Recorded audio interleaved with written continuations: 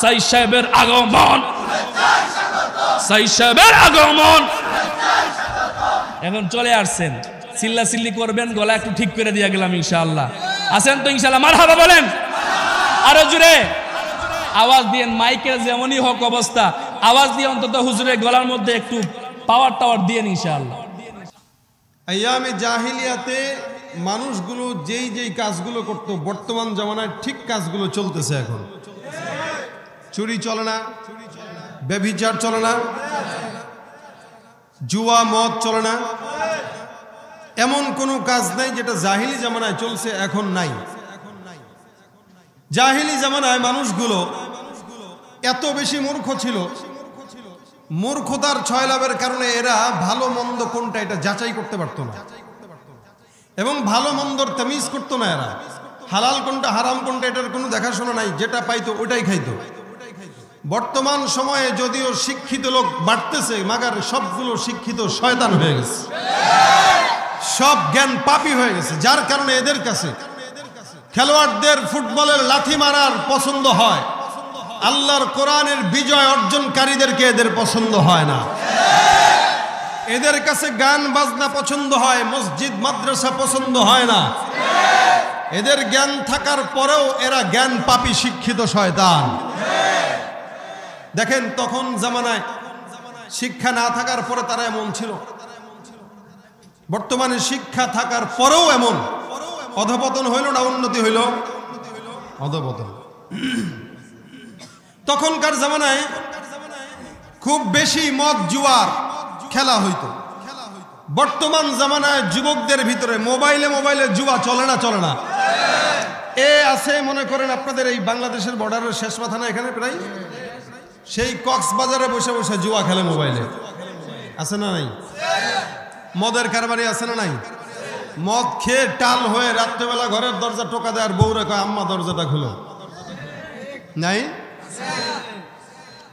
এই হালত জাহিলি জামানায় চলেছে, এখনো আছে। মদ এমন ঘরে নাই যে ঘরে চলতো না। অবশেষে আল্লাহ পাক রাসূল করিম সাল্লাল্লাহু আলাইহি ওয়াসাল্লামকে প্রেরণ করে মদ জুয়ার আড্ডাখানা ভেঙে দিলেন। মানুষগুলো এমন কোনো কিছু জিনিস নাই যেটার পূজা করতো না, যেটা পাইতো এটার পূজা করতো।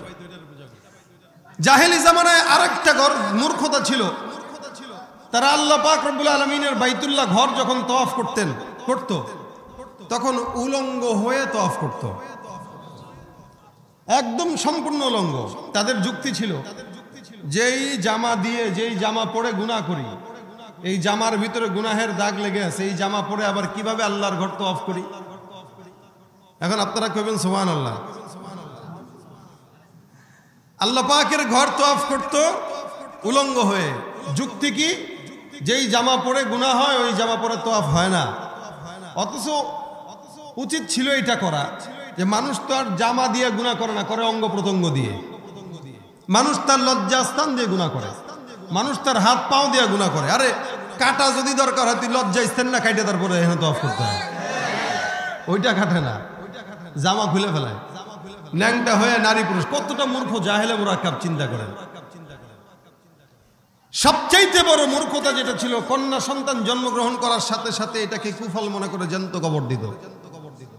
আমি গত বছর একটা সংবাদ দেখেছিলাম, পার্শ্ববর্তী দেশে কোনো এক পরিবারে মেয়ে সন্তান জন্মগ্রহণ করার কারণে দাদি কন্যা সন্তানকে জ্যান্ত কবর দিয়ে ফেলছে।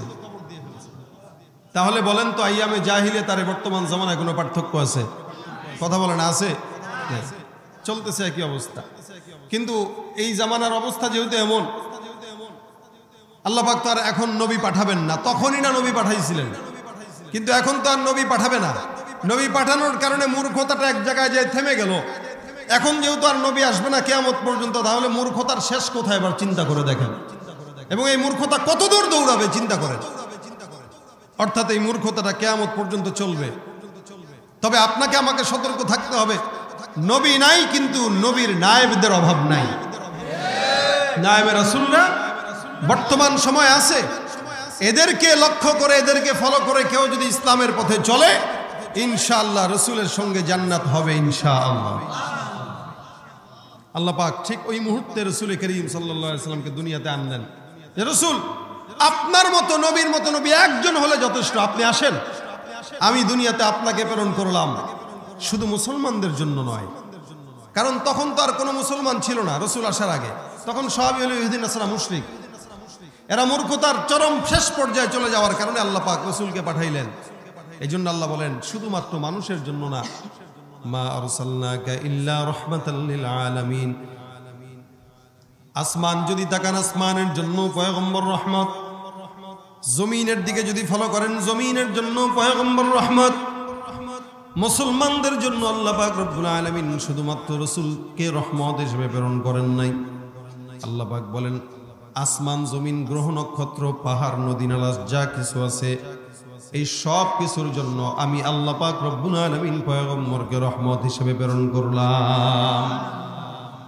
একটা গাছ পয়গম্বরের জন্য, গাছটার জন্য পয়গম্বর নবী আমার রহমত। উস্তোয়া হান্নার নামক এক গাছের কথা আমরা জানি। মদিনার মসজিদে নববীর ভিতরে আল্লাহ পাক রব্বুল আলামিনের পয়গম্বর এই গাছের ডালের সঙ্গে টেক লাগায় পয়গম্বর খুতবা দান করতেন। আল্লাহ রাসূল সাল্লাল্লাহু আলাইহি ওয়াসাল্লাম যখন খুতবা দিতেন, একদিন যখন মসজিদে নববীর ভিতরে মেম্বার তৈরি হয়ে গেল, এই মেম্বার তৈরি হওয়ার পর পয়গম্বর মেম্বারে দাঁড়ায় গেলেন।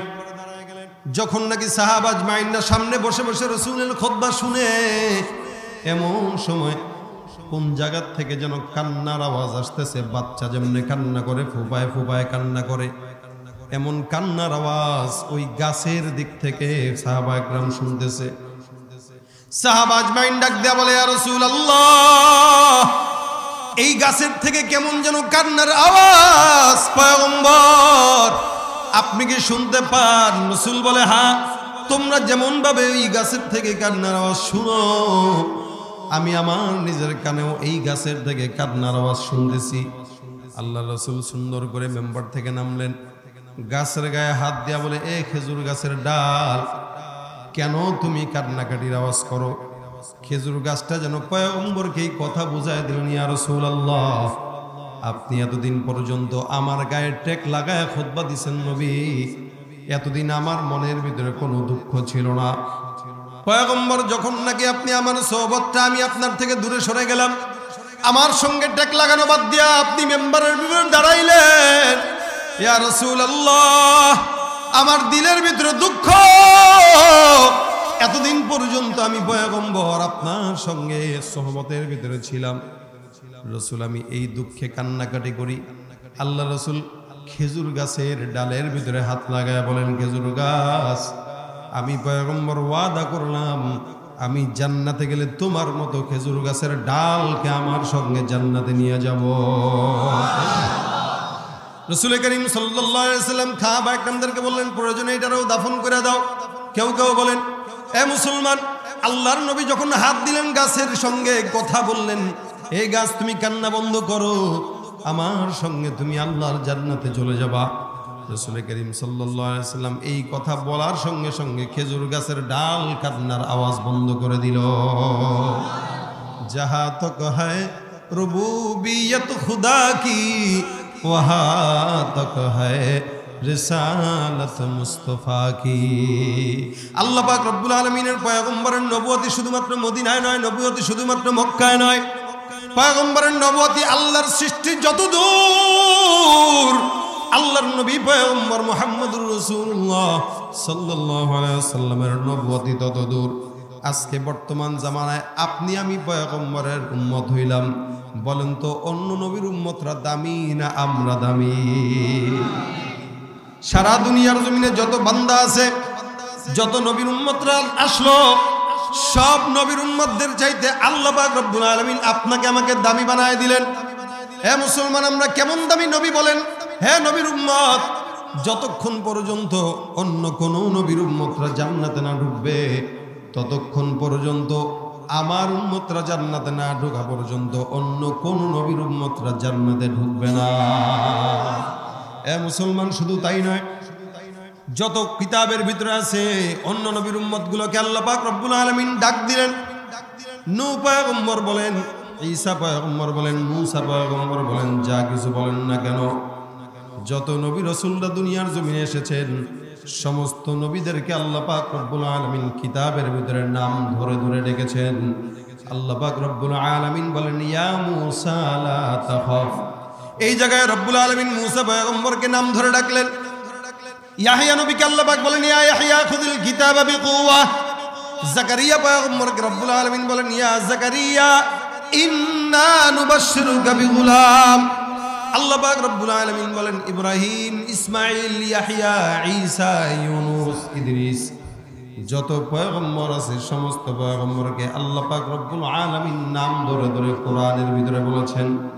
কিন্তু আপনার আমার পয়গম্বর মুহাম্মদুর রাসূলুল্লাহ সাল্লাল্লাহু আলাইহি সাল্লামের বেলায় যখন আসছে কোরআনের সূরা ফাতিহা থেকে নিয়ে নাস পর্যন্ত এমন কোনো জায়গা নাই যেই জায়গায় আল্লাহ পাক পয়গম্বরকে নাম ধরে রেখেছেন, বরং আল্লাহ পাক সমস্ত জায়গায় পয়গম্বরকে ডাক দিয়া বলেছেন ইয়া আইয়ুহান নবী।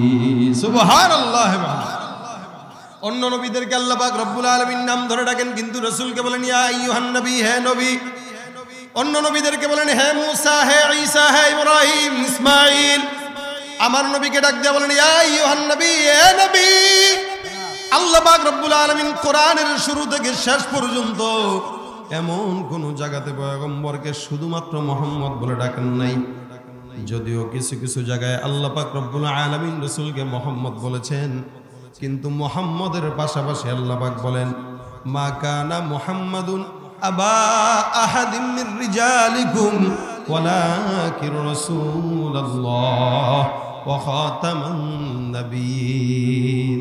এখানে আল্লাহ পাক রব্বুল আলামিন যদিও পয়গম্বরকে নাম ধরে উল্লেখ করলেন, মা কানা মুহাম্মদ, মুহাম্মদ তোমাদের কোন পুরুষের পিতা নয়।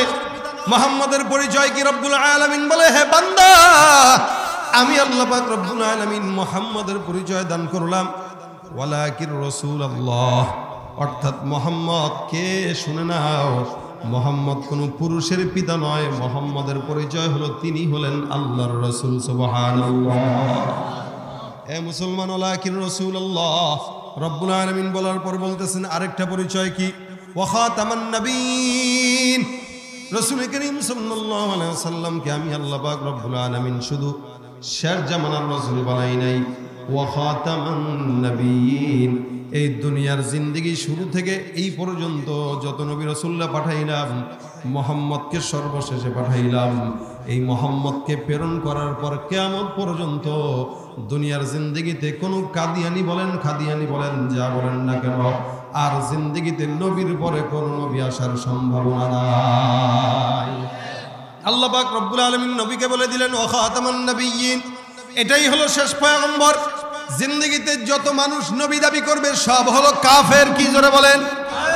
নবীর পরে নবী নাই, এটা কার ঘোষণা?